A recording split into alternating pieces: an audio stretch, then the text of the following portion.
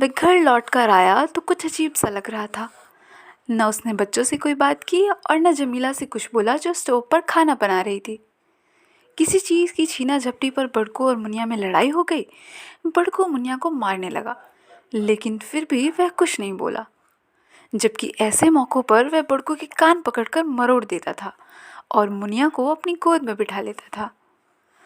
मुनिया रोती रही और वह खाली खाली आंखों से कमरे को निहारता रहा।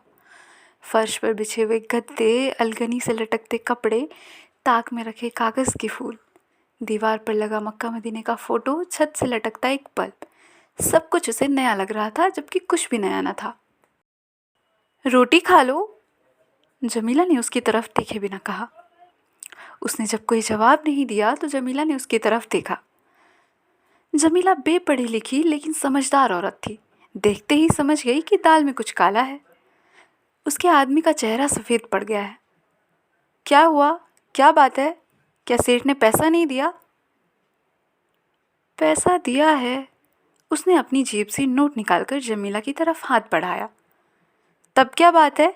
गिरवर भाई से कुछ कहा सुनी हो गई क्या?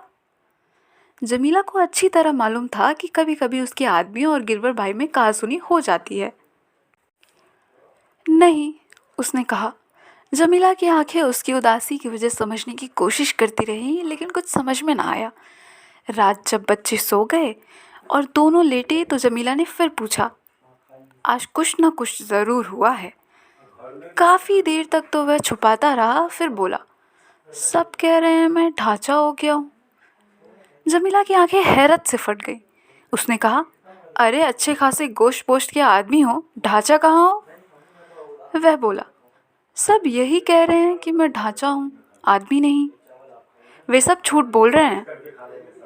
पता नहीं झूठ बोल रहे हैं कि सच बोल रहे हैं, पर वे मुझे ढांचा मानते हैं। यह तो बड़ी अजीब बात है। काम पर से निकालने का बहाना तो नहीं? नहीं, ऐसा नहीं है। फिर? काम तो कहते हैं जितना कर सकते हो करो, पैसे लेते रहो, पर तुम ढांचा हो, आदमी नहीं हो। कहने दो, उनके कहने से क्या होता है? कहते हैं तुम ढांचा हो तो तुम्हारी औरत भी ढांचा है, तुम्हारे बच्चे भी ढांचा है। वाह, ये अच्छी रही। उनके कहने से हम सब ढांचा हो जाएंगे। जमीला से बातचीत करने के बाद उसे कुछ इत्मीनान हुआ और वह अच्छी नींद सोया। अगले दिन सुबह उठा तो काम पर जाने से पहले ही बड़कू स्कूल से लौट आया। क्या बात हो गई? स्कूल से क्यों भाग आया? उसे देखते ही जमीला चिल्लाई। भागने आया, निकाल दिया सर ने। क्यों? क्या स्कूल का काम पूरा नहीं किया था? काम तो पूरा किया था। फिर क्यों निकाल दिया? कोई बदमाशी की होगी? नहीं, कोई बदमाशी भी नहीं की। फिर क्यों निकाल दिया सर ने? कहा तुम ढांचा हो, ढांचा पढ़ नहीं सकता। उसे और जमीला को बड़ी हैरानी हुई। अभी कल तक तो बड़कू स्कूल जाया करता था, अचानक ढांचा कैसे बन गया? वह बड़कू के साथ स्कूल गया। सर जी से बात की तो सर जी ने यही कहा कि बड़कू तो ढांचा है, ढांचा कैसे पढ़ सकता है?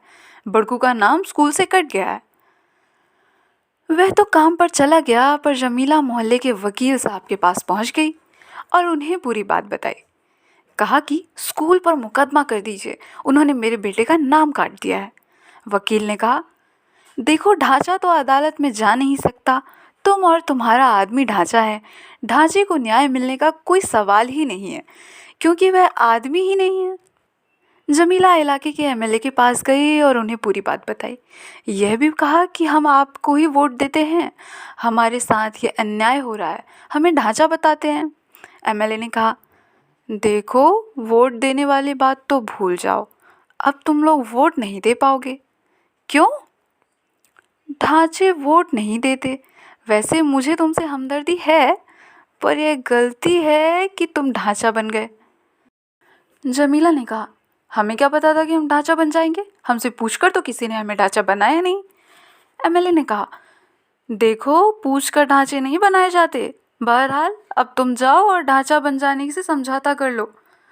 जमीला घर आ गई। दोपहर को खाना वाना खाने के बाद मोहल्ले की औरतें आने लगी। पड़ोसन ने कहा, बहिनी हमें बहुत दुख है कि तुम्हारा परिवार ढांचा बन गया। रामदीन की अम्मा बोली, बड़कू की अम्मा, कोनो बात होए तो बताना, संकोच न करना। हम तो पड़ोसी हैं दीदी, पड़ोसी का धर्म निभाएंगे, बच्चू सिंह की लड़की बोली। जमीला की आंखों में आंसू आ गए। उसने धोती के कोने से आंसू पोंछे और बोली, आप ही लोगों का तो सहारा है। वह शाम को घर आया तो बहुत डरा हुआ था। कुछ लोगों से उसकी लड़ाई हो गई थी, सिर में चोट लगी थी। वे लोग तो मुझे घेर कर मार डालना चाहते थे। कह रहे थे ढांचे की हत्या पर कोई सजा नहीं मिलती, ढांचा कोई आदमी थोड़ी है। जमीला ने उसका सिर धोया तो लाल खून निकलने लगा। जमीला ने कहा, देखो तुम्हारे तो खून निकल रहा है, तुम ढांचा कहाँ हो? ढांचा होते तो लाल लाल खून ना निकलता।